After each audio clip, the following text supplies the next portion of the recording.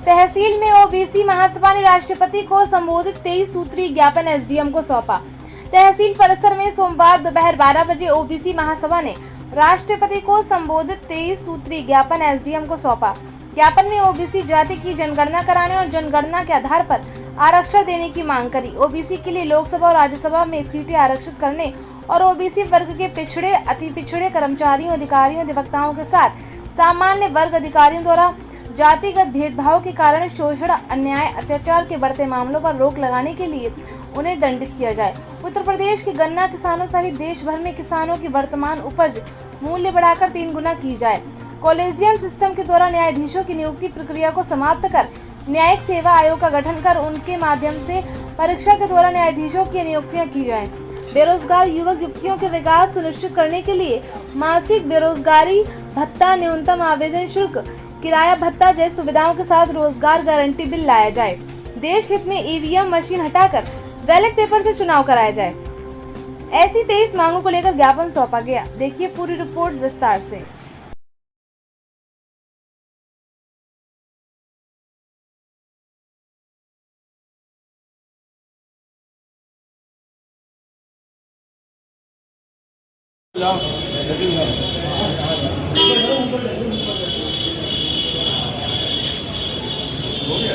हम रामेश्वर दयाल कुशवाहा, एडवोकेट हूँ।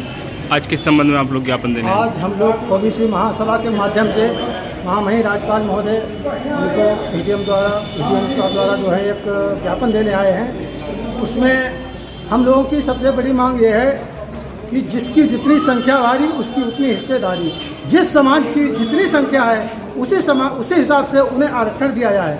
जो आरक्षण पद्धति जो की है वो हम लोगों को ओबीसी 27% की है, जबकि ओसीबी कम से कम 60% है। कुल मिला के 75% सब हैं, लेकिन हम लोगों को उतना आरक्षण नहीं दिया जा रहा है। और आरक्षण में जो बंटवारा किया गया है वो गलत तरीके से किया गया है। जितनी जिनकी संख्या भारी हो उसी हिसाब से आरक्षण मिलना चाहिए। जनसंख्या का समाज जो भी संख्या के जिसकी संख्या के आधार पर मतलब जाति जनगणना कराई जाए उसी हिसाब से आरक्षण दिया जाए। लेटेस्ट न्यूज ये है कि जो आज शिक्षा पद्धति जो है वो प्राइवेट की जा रही है, पैटर्न बदला जा रहा है।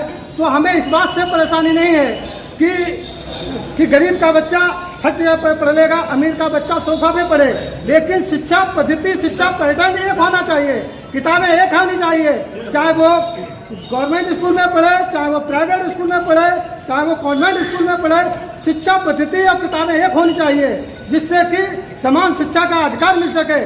कि एक बच्चा जो प्राइमरी स्कूल में पढ़ता है उसे किताबें अलग पकड़ा दी जाती हैं, जो प्राइवेट स्कूल में पढ़ता है उसकी किताबें अलग होती हैं। तो वही आगे जाके डीएम, कलेक्टर, एसपी बनते हैं।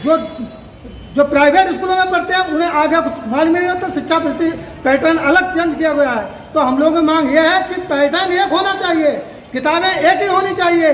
गरीब का बच्चा है वो टाट फट्टी पे बैठ के पढ़ लेगा, अमीर का बच्चा है चाहे सोफा पे पढ़े, चाहे वो कितने अच्छे ऐसी कंडीशन में पढ़े, लेकिन शिक्षा पद्धति एक होनी चाहिए, किताबें एक ही होनी चाहिए।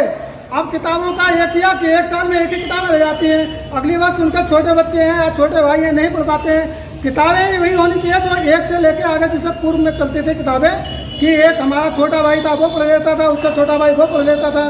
तो आज किताबें वो आ रही हैं कि एक सिलेबस हुआ, दूसरी बार चेंज हुआ। ये सब नीतियां हैं, ये गलत हैं, इनको नहीं होना चाहिए। किताबें वही होनी चाहिए जो आगे आने वाले समय में और बच्चे ही पढ़ सकें, जिससे विकास हो सके। इसी के साथ मैं अपना ये ज्ञापन हम लोग देने आए हैं। जय हिंद। क्या नाम है आपका? मैं जिलाध्यक्ष ओबीसी महासभा रामनरेश कुशवाहा। आज आप लोग रैली निकाल कर आए हैं, किस संबंध में ज्ञापन देने आए हैं? मैं भारत के मूल निवासियों को ओबीसी, एससी, एसटी समाज के लिए उनके हक अधिकारों पर लड़ाई लड़ रहा हूँ। और लगातार ये सरकार हमारे ही वोट से बनती है और हम भारत के मूल निवासियों को लगातार शोषण हो रहा है। ओबीसी, एससी का हर जगह उन पर अत्याचार हो रहे हैं। और ये स्कूल बंद किए जा रहे हैं, ये स्कूल जो बंद किए जा रहे हैं, बंद किए जा रहे हैं, इनके बारे में भी गरीबों को बहुत इससे नुकसान होगा। गरीब के बच्चे कहाँ पढ़ेंगे? सब प्राइवेट हो जाएगा, तो ये लोग कहाँ पर, गरीबों के बच्चे कहाँ पढ़ेंगे? तो इसके लिए हम लोग सब इकट्ठा होकर ज्ञापन दे रहे हैं और इसके आगे के चल के हम आंदोलन भी करेंगे, सड़कों पर भी उतरेंगे। तो सरकार से हमारी मांग है कि हमारी मांगें मानी जाए। बस सरकार से मेरा इतना ही कहना है कि हम लोगों पर जो अत्याचार हो रहे हैं, पिछड़े दलितों पर, अल्पसंख्यकों पर, इनके अत्याचार बंद किए जाएं।